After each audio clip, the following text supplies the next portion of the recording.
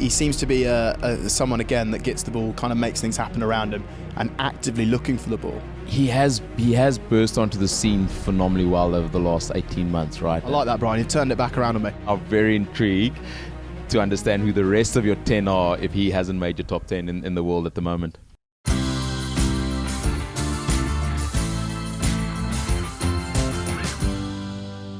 This is For the Love of Rugby, top 10 wingers in the world right now. I'm Ben Youngs, and I'm delighted to be joined by, of course, Bryan Habana, one of the world's greatest wingers and finishers of all time. I, of course, have put my head above the parapet and picked my top 10. He's going to tell me insightful things about these players, how badly I've got it wrong, or whether I've got it right. You, of course, can get involved as well. So comment, like, subscribe, get involved if you can, and give me your top 10. Let me know if I've nailed it. Equally, let me know if I got it wrong. Great to see you, mate. How goes it, Ben Youngs? I'm very well, thank you. We're here in London. We've obviously been using the smart balls outside. I would never have guessed. Oh, no, it's miserable, isn't it? It's miserable. We've been having a bit of a kick around outside, been using the balls, which, of course, they've been part of the Six Nations for a while now. Just from the data insights, I think making smarter, faster decisions on the field.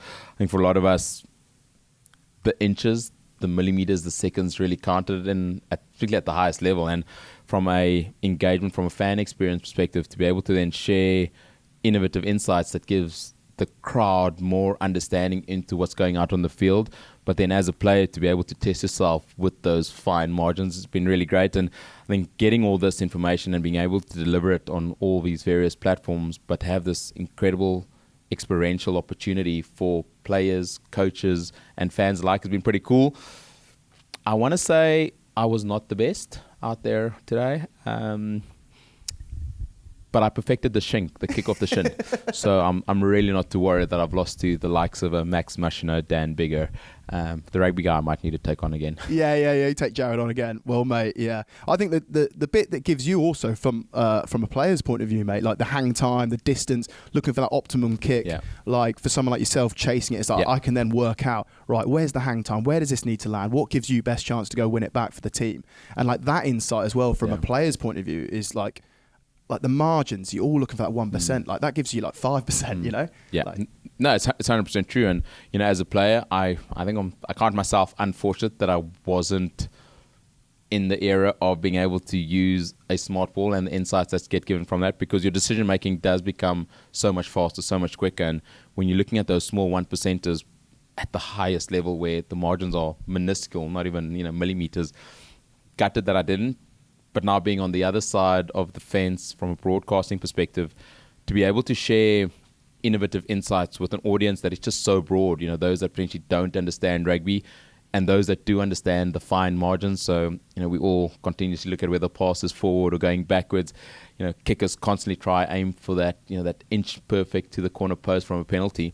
So being able to verbally communicate that to an audience that now just lets them feel so much more a part of the game is really cool. And I think for a coach, you can almost put measurements in place, right? When you want to continually get better, that Kaizen principle of life, those insights allow you to push yourself and your teammates that much closer. So if your Gary Owens weren't hanging as well as they were Ben Youngs, I'd absolutely scold your ass more than once. And I'd have your GPS, so if you weren't chasing as hard as you could, I'd also go for you. 100%. I'd say, mate, the ball's where it needs to be. 100%. I gave you 3.5 seconds in the air. You should have done at least 40 meters. Come on. I know it's a 78th minute. Yeah, I know you're hanging, but you could do it. And me and Coley have said on the pod a few times, right, is we need to know, when the advert, obviously, that a lot of people know, is your insight and the intercept, and you knew who's going to do that. Are you able to name who that player is? Or is it too, in case you see him? So Chatham House rules, right? So I'm not throwing anyone under the bus. But because analysis has become such a key factor in our game, there are certain players that you look who are extremely challenging to tackle. But it's probably one of the reasons I haven't written an autobiography, because you put yourself out there, you're going to be hung to dry. So I'm not going to be naming any players, but at least there was someone slow in the turn. I mean, if we take it realistically, I was probably slow in the turn against Takutso and Gingwenya in the 2007 Rugby World Cup. So fair play, all's fair in love and war. Oh, mate, you're forgiven. You're forgiven the amount of people that you've skinned and turned inside out. So we won't get to the bottom of that. But not today. Not today. You're not hanging me out to dry. I love it. Because it's wet outside. Yeah. Well, I tell you what, mate, I need your help here, right? So I like put myself out there a little bit on the pod, and I get some stick for it. But I decided to do a For Love of Rugby top 10 wingers currently in the world right now. Yeah. And I thought, what better insight than to get yourself involved and have your views, right? So okay, so quickly before you get into your list, qualifying criteria. I'd love to, because I mean that's the thing, right? What's the criteria? Sorry. Yeah, qualifying criteria for your rating system, because I think that plays the important part, because we're all allowed to have opinions, and yes, we do sometimes get stick for our opinion, but everyone's base of subjectivity is different. I get asked quite a bit, who's the best coach? And I'm like, well, what are we basing best on? Is it Jake White winning a Rugby World Cup? Is it Heineke Meyer, the first Super Rugby coach in South Africa to win the competition? Is it Peter de Villiers, who beat the Lions, beat New Zealand 3 times? So best is very subjective. So very subjective. Before we go into your top 10, please give me the basis of your subjectivity, or how you rank them. I like that, Brian. You've turned it back around on me. Well, I've got the data from Sage, so I've got stats. A lot of that is quite interesting and obviously insightful. Mm-hmm. But I also go for feel. And I've also gone for who would I like to play with? Like, obviously, I'm still kicking around a little bit, playing the odd cameo. So I do think, like, okay, who would I like outside me? And that's kind of what I based it on, and a little bit of feel. So I could be way off the mark, but this is where your expertise come in. One person that's not made the top 10, but I just want to get your opinion on quickly. And I'd like to think that in a year's time, if we did this again, Brian, he would be in the top 10. Agreed. And that's Manifao Obosu. And just your view on him, because I think... Has he not made your top 10? He's not made my top... We haven't heard it yet, and you might go, okay, fair play, Ben. Like, you've done a good job there. Or you might go, what? There's a reason you play 9, Ben, and that's a shocking top 10. Listen, you're still playing, so obviously your subjectivity rating is pretty high. He was 11th. He was 11th pick. He has burst onto the scene phenomenally well over the last 18 months, right? And I think he's continued that form in the Prem as well. So... I mean, to not have him in your top 10, I'd love to know. My 10. Ooh, I think that's a tough call. Yeah. I honestly think he's been one of the standouts in an England side that has tried to resurrect the way they want to play. I think for a youngster to come onto the scene, score tries both at club level but also internationally, and have that physical prowess. So I'm now very intrigued to understand who the rest of your 10 are if he hasn't made your top 10 in the world at the moment. Well, a lot of people will be intrigued now as well. So leave a comment, get involved, because I get it wrong every time and everyone wants to tell me I'm wrong. So you name your top 10 as well.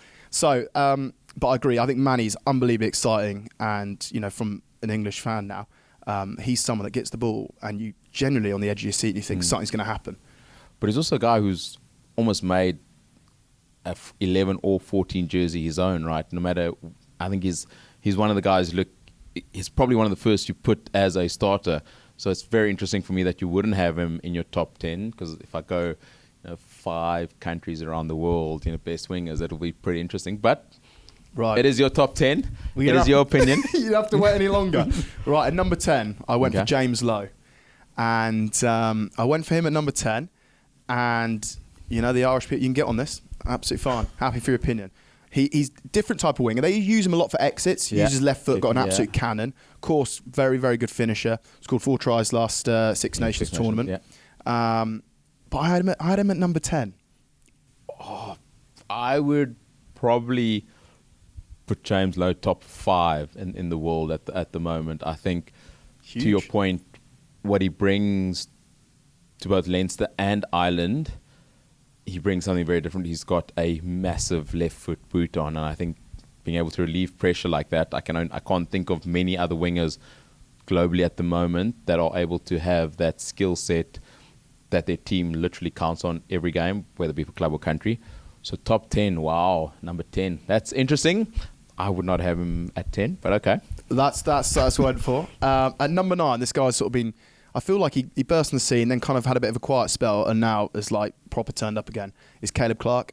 Like a very different type of winger, big, physical, abrasive, like average 11 carries per game. Yeah. I've got a stat here actually, Brian. He absolutely leads it on the stats that Sage gave us, and meters gained per carry. Mate, 94 meters gained in like an average after 80-minute games. No, he's impressive. He burst onto the scene as a youngster, came from the 7 setup, was a absolute wrecking ball in the 7 setup, and has sort of taken a few years to find his own in that team, but I agree, I'm definitely top 10 and a player that if you're playing against him, you have a long day in the office because not only is he working off his wing, finding that inside ball of 10, but he is physically, I think his one thigh is bigger than the two of mine combined at the moment, to be honest.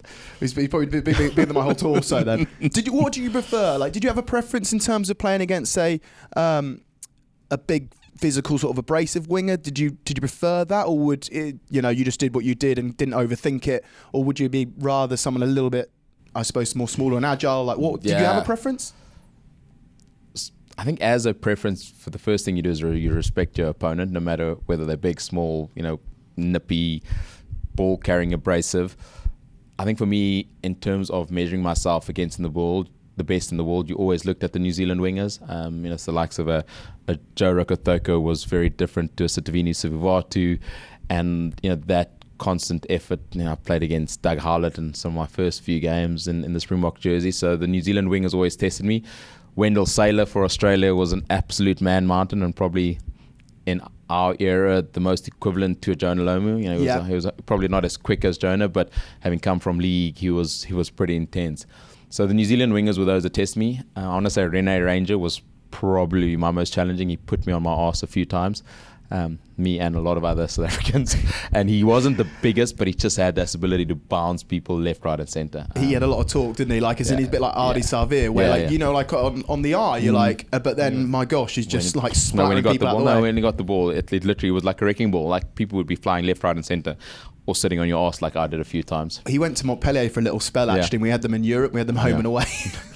And he splattered out most of us lot, so he seemed to have that effect. So Clark at 9. At 9. At 8, Duan van der Merwe. I've gone for 8. Good shot. He scored 5 tries, 24 Six Nations, joint with Dan Sheehan. He seems to always score against England, annoyingly. It's sort of, he proper turns up against England in the Calcutta Cup. But I want to say that's probably the South African blood coming out there.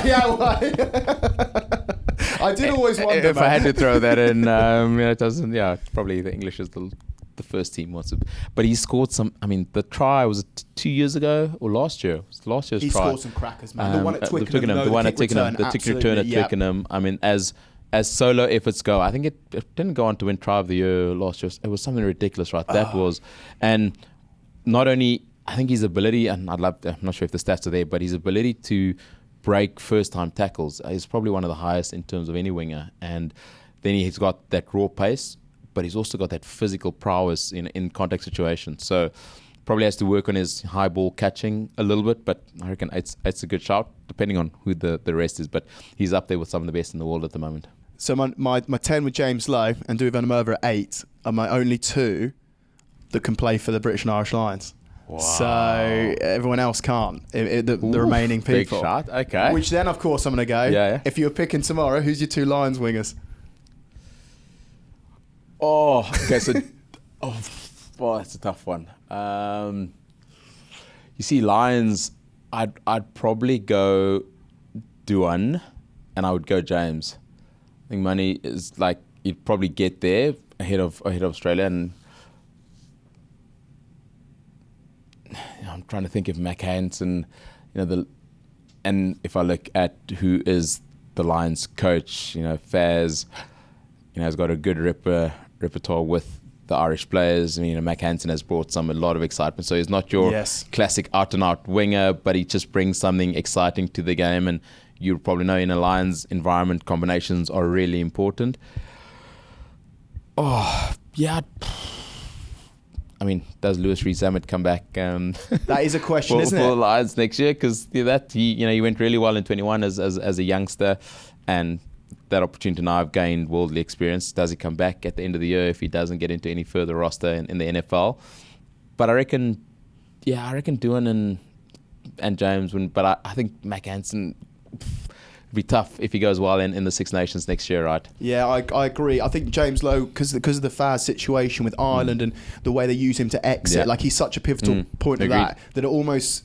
It depends who they then play at fullback will determine who the other wing is. Because it's a balancing act, right? It is 100% a balancing act. And Elliot Daly's probably coming towards the twilight of his career, but very much like James Lowe, can potentially fit in at 13, fullback, and then has that massive left boot. And you go to Australia, you need someone kicking, inside their own half. Elliot Daly, and just what does that combination look like? Is he a 13? Is he 11? And he's performed so many times for the Lions, particularly down under. So it's the combination. I reckon Duan, we've got a lot of experience in 21, came through, unfortunately not getting a starting role, but it's going to be tough call. Is it, mate? We'll debate the Lions till the cows come home. Until that first test, and it's so hard. So he's at 7, okay, or 8. So Duan's at 8. Duan's at 8, yeah. Okay. So Duan's at 8, and the only 2 that can make the Lions in your top 10. Yeah. Yeah, wow, but hear me out, bro. Wow, jeez, you do play for England, right? Northern Hemisphere, you have played for the Lions. I absolutely back the boys, but there's just an abundance of talented 100%. wingers. Okay, I'm listening. So 7, Mateo Carreras, the Argentinian winger, yeah, pocket rocket, lightning, make stuff happen. Good decision making, extremely hard work off the field, and he's been one of the elements under Felipe Contamponi that Argentinian team have really relied on, not only for go forward, but that X-factor ability. He brings a bit of grunt in his physicality. He loves mixing up with the forwards and not scared to take a crash ball. And particularly against South Africa and in this year's Rugby Championship, he was very forceful in making his presence felt on the field with the backs. So I reckon that's a good shot. Yeah, I think he seems to be someone, again, that gets the ball, kind of makes things happen around him, and actively looking for the ball. Yeah. Right, and breaks those tackles, those first-time tackles, so many times. Which sets up nicely for my 6th, right? Okay. When you talk about breaking tackles. So at 6, I got Mark Talea, right? He beats, on average, 7.17 defenders beaten per game. That's phenomenal. Per game. Yeah. His ability to, I want to say, almost wriggle out of tackle. So Mark Talea doesn't come across as the most physically intimidating player, but his ability to continually get through that tackle situation, his offloading ability. I mean, some of the tries he scored in Super Rugby, there'd be like 3 guys on him, how he gets out of that contact situation to then either score a try or offload a ball. And Rugby World Cup last year, he was a great indicator of, the All Blacks understanding he's not a John Lomu or Julian Sevilla, but what he brings to that All Black team is incredibly important. And I mean, that's 7.1 defenders per game. That's as high as it gets. It's very impressive. I remember he scored a try against Argentina around the ruck, and I think he must have wriggled out about 5 or 6. Yep. The ability to break tackles, is that a mindset thing, do you think? Or it's just your ability to gravity and all that thing? Looking at the New Zealand wingers in particular, and that was something that someone like Joe Rokothoko did phenomenally well. He wasn't the bulkiest, heaviest of player, but his ability to wriggle out of tackles, slippery. I'm not quite sure whether they do put Vaseline on their legs. I never tried that. I heard the rumor and I was like, should I try? But if I then touch my legs, are my hands going to slip? And I had some clumsy hands at some times throughout my career. I do think it's a mindset that you have, that you want to work not going to ground. You want to keep the ball alive. And again, likes of Joe Rokothoko, Mark's exceptionally good at that in comparison to someone like Severis, who I'm assuming is also still on your list somewhere. But Sever's like this very abrasive, bouncy workout and then just carry on with that leg drive. And I think it's very much conducive to that New Zealand frame of mind. I think Ardie Sevilla is also a phenomenal guy at continually working on the ground. If you don't literally bring him to ground, 3 or 4 of you, like, he makes 6, 7, 8 meters at a time. So Mark's very much in that frame of, he's as slippery as a seal, or as a snake. What do you say? Or eel, whatever. Anything. The guy's slippery, anything that right? gets because as a goldfish in water. The guy's 7.17 slippery. That's phenomenal. That's a great stat. But yeah, definitely up there with some of the best in the world at the moment. And sorry, just one more question on that, Ryan. It's like, do you think sometimes, like the stat like that, he obviously has a bit of a free rein to like pop up around the rucks? Not everyone gets that ability. Like, as in, it very much seems like some of the tries he scored around the ruck, he's just like roaming about, free rein, like pick around, the ruck and do that. Where some wingers don't always get the opportunity to do that and kind of hold their width. I think in today's game, as a winger, you need to understand where your core strengths are. And a lot of times, wingers pick their core strengths on trying to create a mismatch. And I think for someone like Mark, he really looks at forwards potentially tired at a later stage in the game and wriggle his way through there. I want to be brutally honest and say I don't know of any winger globally at the moment that doesn't have a phenomenal work rate. Yes. Because in today's game, if you're not working hard, if you're not engaging with your fly half, your centre, that wings and strings principle is so of yesteryear. You literally, the best way to score a try is creating a mismatch and sitting out on the wing. So I can't even think of one winger who I'd look at and say, he doesn't work much, right? Because all of them are just popping up in places you'd never expect, and that is what really creates a lot of excitement. Yeah, if you're not working in today's game, you're going to be found wanting very quickly. So I'm going to go from 11 to 6, Brian, and see if you change any of those orders. So Manny was at 11, Fable Bosu. We've got James Lowe at 10, Caleb Clark at 9, Duan van der Merwe at 8. At 7, I had Matteo Carreras. Yeah. And at 6, Mark Talea. It's not, I understand why you put Manny at 11. So out of that, I'd probably bring... You appreciate how hard it is. No, it is hard now listening to the names.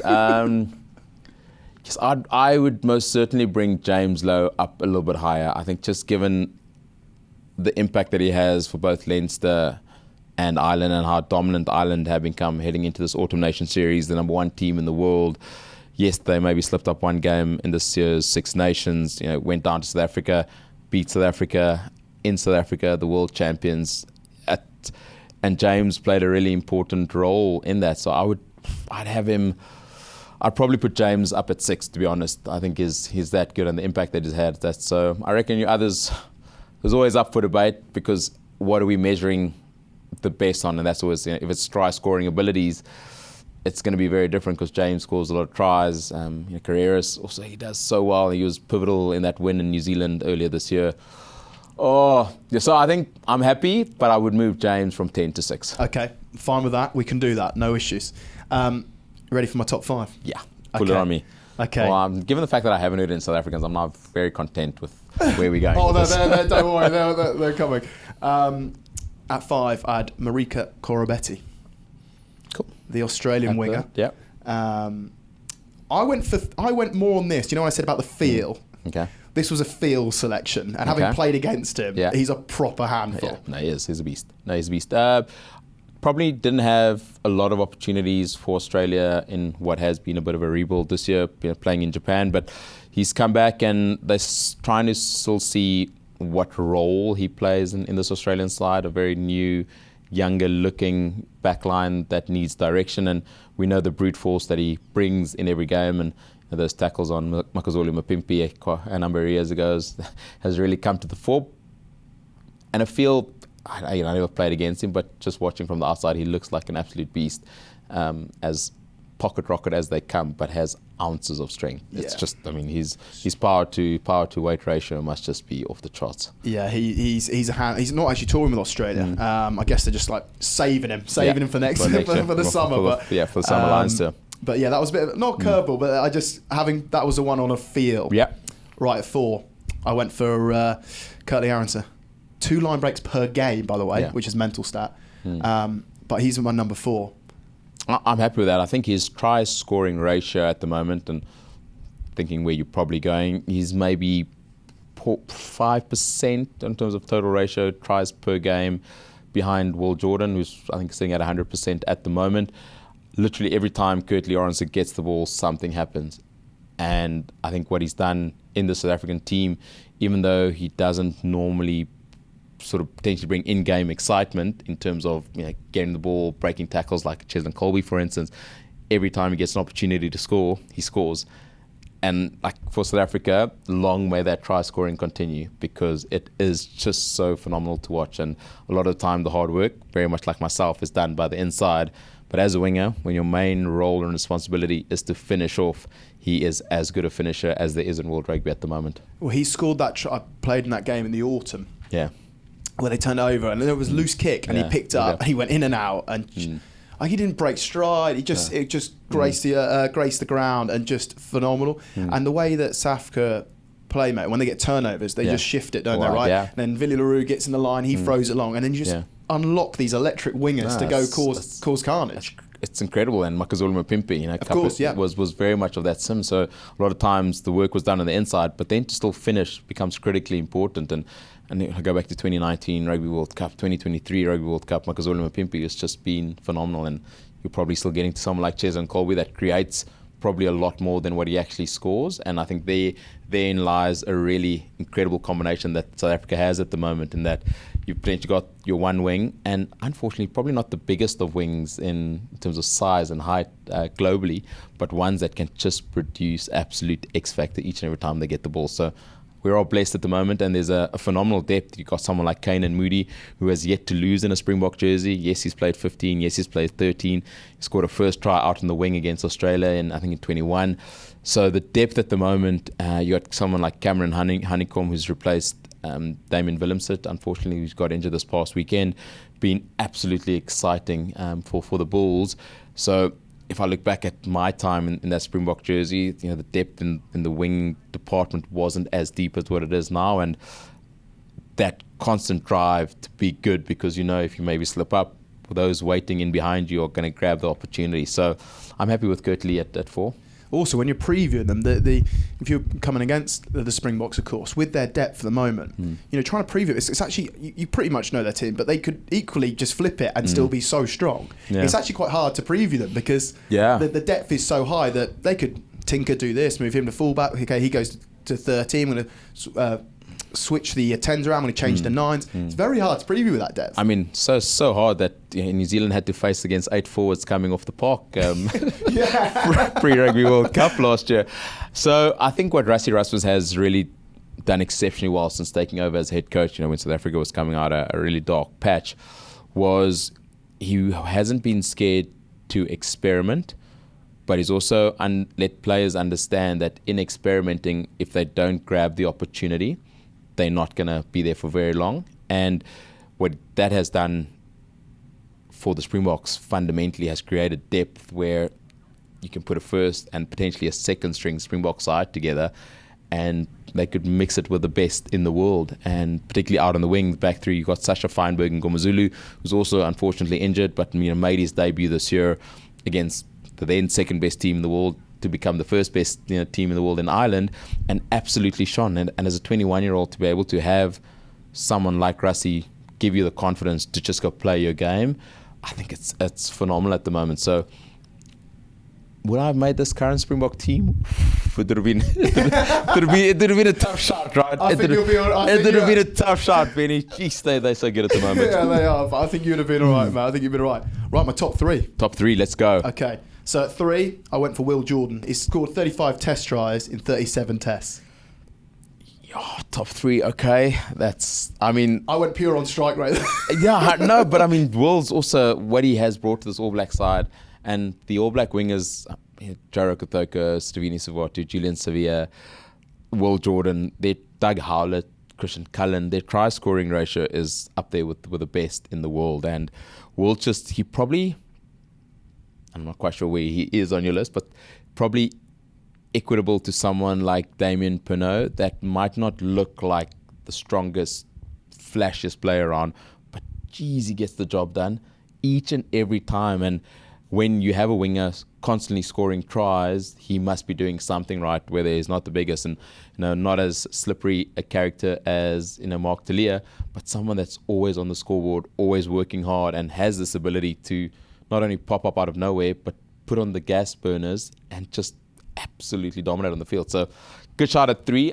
I potentially have him 1 or 2, but not a bad shot at 3. Not a bad shout. How much, when he's to score 35 test tries, right, in 37 tests, how much of that is right place, right time, Brian? Because he has scored some amazing individual tries, absolutely. But how much of it is just like right place, right time, just that knack of knowing where to be? If I look at, I got to witness Chris Ashton playing for Toulon in that one season where I think he scored 27 tries. He's a perfect example, right place, right time. He is the absolute perfect example of firstly working hard, and he'd have those beelines, straight from the ruck to the left-hand corner, working in and around people. So I think for someone like Chris Ashton, it was very much he worked himself into a position to be an option for that last pass, where I think a lot of times with Will Jordan, he's not only at the end of a New Zealand play, but he's working hard to find himself in a position to be an option. And yeah, you can work hard. The harder you work, the luckier you get. And I think with him, the hard work, the work ethic and the work rate becomes instrumentally key to him scoring so many tries. So there we are. Right, final two. So in second, I went for Damien Penaud. yeah, He 2.2 line breaks per game. Again, crazy stat. You touched on it a second ago anyway, but for me, I love the way that he plays. Yeah. He pops up, he wriggles out of tackles. Yeah. And like you say, a bit unassuming. So but then unassuming. suddenly sort of made a 67-metre break. Turn a pace. And the things that he does on the field, whether it's scoring a try, he's also, I'd love to at some point see what his try assist ratio would be, because I think that's also just as high. I can think of quite a few Six Nations games where he gave the last pass. And you carry on, I'll check it. I think with the ability, so try assist, I think Damien Penaud would definitely be up there. But He absolutely is, Brian. You're right. He is. He's third. Yeah, and try assist. That's just a phenomenal stat. So not only is he scoring tries, but he's assisting, creating tries as well, which is, as a winger, an absolutely great stat to have. And he almost comes about in this nonchalant manner, which I think is brilliant. Yeah. Like he's so unassuming. But what he does on the field is mind-blowing. It's just ridiculous. And I think what also creates a little bit of aura around him, he's almost like a boy, like he's a child. He looks to be enjoying his rugby the whole time. And I think social media maybe gives us a weird insight into people's life, but it almost as he doesn't have any worries in life. And he comes across as this, laissez-faire, c'est la vie type person, but just loves scoring tries and playing rugby. And if I was a young winger growing up and looking at that guy, he'd probably be the one I want to model my game around, purely because of the enthusiasm, the enjoyment that he brings to the game. But yeah, definitely deserving of top two. Great compliment. And of course, number one. This bit was actually easy. Yeah. Cheslin Kolbe. 100%. Yeah. Without doubt. 4.14 defenders beat per game, which is... crazy. And even he's going to step you. No, he still steps you. You can't stop it. You can't stop it. You can't stop it. I think with Cheslin, what is unbelievable, and I think to see his rise to stardom, knowing that 10 years ago, he probably wasn't given the platform because coaches in South Africa thought he was too small. So what I'm hearing in your top 10 is there's also a lot of players who've had sevens experience and brought that into the game and almost dispelled the myths of what is required for a classic winger. And when Cheslin came on, scored that intercept try against New Zealand in Wellington in 2018 and burst onto the scene, his meteoric rise to continual stardom, and what for me just stands out above all those other wingers is the unseen efforts. I mean, chasing kicks that should never be chased, diving for balls and putting them back in play. That the charge down in the quarterfinal against France, the unseen efforts that just puts him on a different stratosphere at the moment. And I think his humility off the field has been something that gravitates with so many. And just that excitement that he brings to the game. Not only does he step people, he bounces props. I mean, I can maybe think of maybe one or two props I bounced in my time as a winger.